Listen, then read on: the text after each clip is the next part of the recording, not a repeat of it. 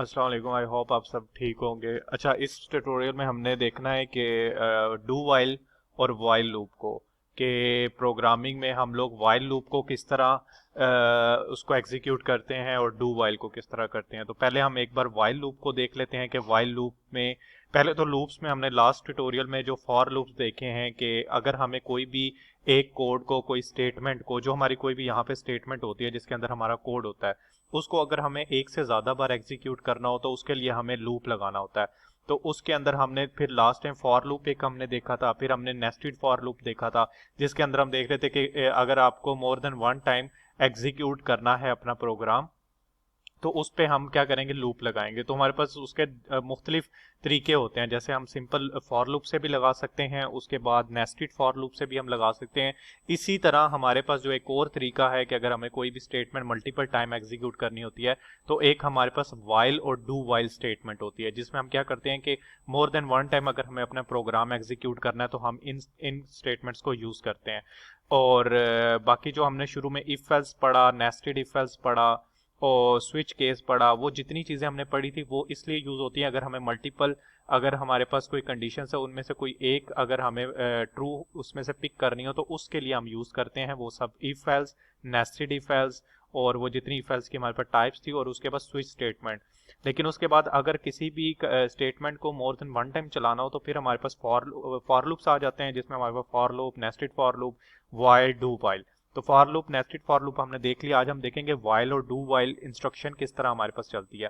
अच्छा, इसमें वाइल में क्या होता है, वाइल में हमने कंडीशन देनी होती है कि वाइल जब तक ये कंडीशन ट्रू नहीं होगी, जैसे हम फॉर लूप में दे रहे थे int I is equal to 0, I is less than 10, अगर हम कंडीशन दे रहे हैं कि लेस देन 10 चले और आई प्लस प्लस, तो लेस देन 10 हमारे पास वो कंडीशन थी। इसी तरह वाइल लूप में हम क्या कहते हैं, उसको डायरेक्ट एक कंडीशन दे देंगे कि ये आपके पास कंडीशन है, जब तक ये कंडीशन ट्रू है तब तक क्या करो, ये वाली स्टेटमेंट एग्जीक्यूट करते रहो। तो हमारी स्टेटमेंट क्या होगी, लूप में एग्जीक्यूट होती रहेगी जब तक ये स्टेटमेंट हमारे पास ट्रू है।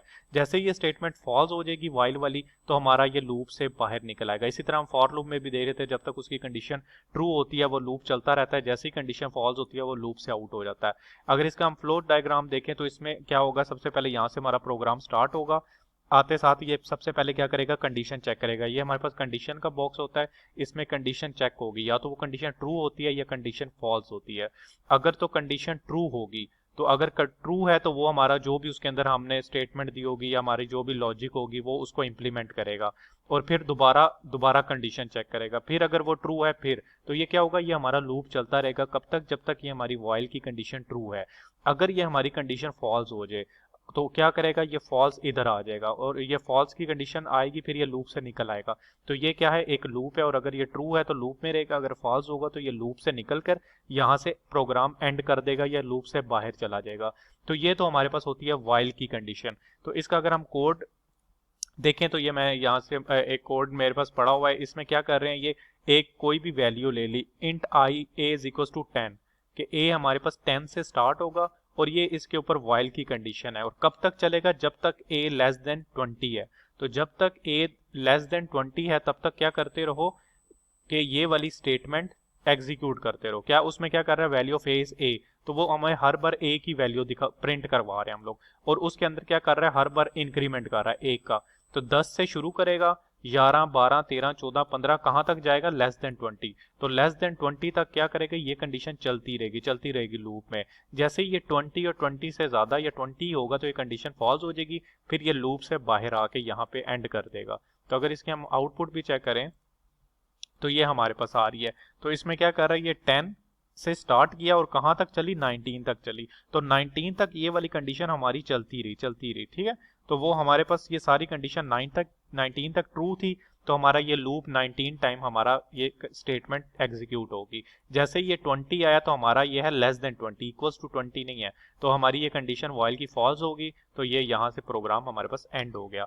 तो ये हमारे पास होता है वाइल लूप। अगर हम फॉर लूप देखें तो फॉर लूप इसी को अगर मैं कन्वर्ट करना चाहूँ फॉर लूप में, तो फॉर लूप में हम करते थे int a is equal to 10, हम उसको स्टार्टिंग देते हैं, उसके बाद ए इज लेस देन, हमारे पास क्या है यहाँ पे 20 और ए प्लस प्लस। तो ये मैंने इसी वाइल को फॉर लूप में कन्वर्ट कर दिया। अगर आपको कहा जाए कि आपको वाइल लूप दिया हुआ है तो वाइल लूप को अपने फॉर में कन्वर्ट करना है, तो ये इसको मैंने फॉर में कन्वर्ट कर दिया। इसी तरह अगर फॉर लूप को वाइल में कन्वर्ट करना हो तो जो इसका सबसे पहले स्टार्टिंग होता है उसको आप इस तरह पहले डिक्लेयर कर दें। स्टार्टिंग इसको पहले बता दें कि स्टार्टिंग ये है, जो इसकी ये कंडीशन है इसको हम वाइल में दे देते हैं, और उसके बाद जितने का इंक्रीमेंट करना होता है वो हम इसकी प्रोग्राम के अंदर दे देते हैं। तो ये हमारा फॉर लूप वाइल में कन्वर्ट हो जाएगा, और इसी तरह ये वाइल लूप फॉर में भी कन्वर्ट हो जाएगा। अगर अच्छा अब डू वाइल पे हम आ जाते हैं कि डू वाइल में क्या होता है। ये तो हमने देख लिया वाइल लूप। अब डू वाइल में क्या होता है, एक हम डू की स्टेटमेंट देते हैं कि डू, और ये करली ब्रैकेट्स उसके अंदर हमारी स्टेटमेंट, और वाइल वाइल उसी तरह। तो अब ये डू और वाइल वही काम सेम कर रहे हैं। जो हम स्टेटमेंट पास कर रहे हैं वो हमारे पास डू की है।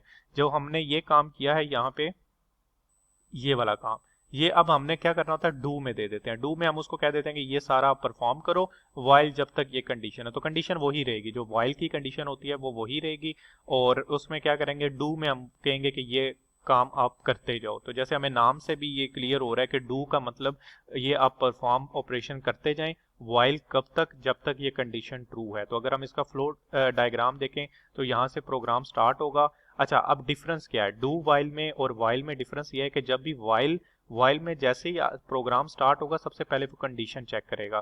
कंडीशन ट्रू होगी तो उसका वो कोड वाला सेक्शन चलाएगा, और अगर फॉल्स होगी तो वो डायरेक्ट एंड कर देगा। लेकिन डू वाइल में क्या है, जैसे ही प्रोग्राम स्टार्ट होगा तो सबसे पहले जो उसका स्टेटमेंट होगी वो वन टाइम तो एग्जीक्यूट होनी ही होनी है।